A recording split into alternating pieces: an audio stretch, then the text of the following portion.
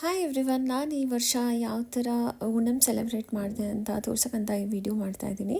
Actually Onam ಬಂದುಬಿಟ್ಟು ಈ ಸಲ ನನ್ನ ಫ್ರೆಂಡ್ ಮನೆಯಲ್ಲೇ ಸೆಲೆಬ್ರೇಟ್ ಮಾಡಿಕೊಂಡೆ. ಅವಳು ಬಂದು ನನ್ನ ಮುಂಚೆಯಿಂದ ನನ್ನ ನೇಬರ್ ಇದ್ಲು, ಹಾಗೆ ಅವಳು ನನ್ನ ಬೆಸ್ಟ್ ಫ್ರೆಂಡ್ ಕೂಡ.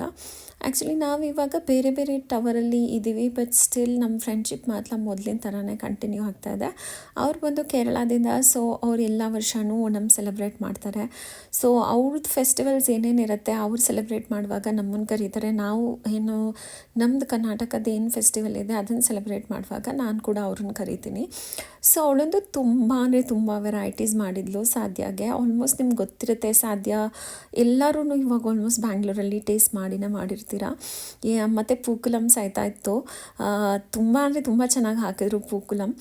ಆಮೇಲೆ ನಾವು ಎಲ್ಲ ಊಟ ಆದಮೇಲೆ ಎಲ್ಲರೂ ಸೇರಿಬಿಟ್ಟು ಒಂದು ಸ್ವಲ್ಪ ಮಲಯಾಳಂ ಸಾಂಗ್ಗೆ, ಅದು ಎಸ್ಪೆಷಲಿ ಓಣಂ ಸಾಂಗ್ಗೆ ಡ್ಯಾನ್ಸ್ ಕೂಡ ಮಾಡಿದ್ವಿ. ಡ್ಯಾನ್ಸ್ ಮಾಡೋಕ್ಕಿಂತ ಮುಂಚೆ ಏನೇನು ಸ್ಟೆಪ್ ಹಾಕಬೇಕು ಅಂತ ಸ್ವಲ್ಪ ರಿಹರ್ಸಲ್ ಕೂಡ ಮಾಡ್ಕೋತಾ ಇದ್ವಿ. ಎಲ್ಲ ಮಾಡ್ಕೊಂಡಾದಮೇಲೆ ನಮಗೆ ಕರೆಕ್ಟಾಗಿ ಸ್ಟೆಪ್ಸ್ ಬಂತು, ಅದ್ರ ಪ್ರಕಾರ ಹೀಗಿತ್ತು ನನ್ನ Onam celebration. I hope you like this video. ನಿಮಗೇನಾದರೂ ಲಾಂಗ್ ವಿಡಿಯೋ ನೋಡಬೇಕು ಅಂತ ಇದ್ದರೆ ನನ್ನ ಯೂಟ್ಯೂಬಲ್ಲಿ ಇದ್ರದ್ದು ಲಾಂಗ್ ವಿಡಿಯೋ ಇದೆ, ನೋಡ್ಕೊಂಬನ್ನಿ. Will meet in the next video. Bye.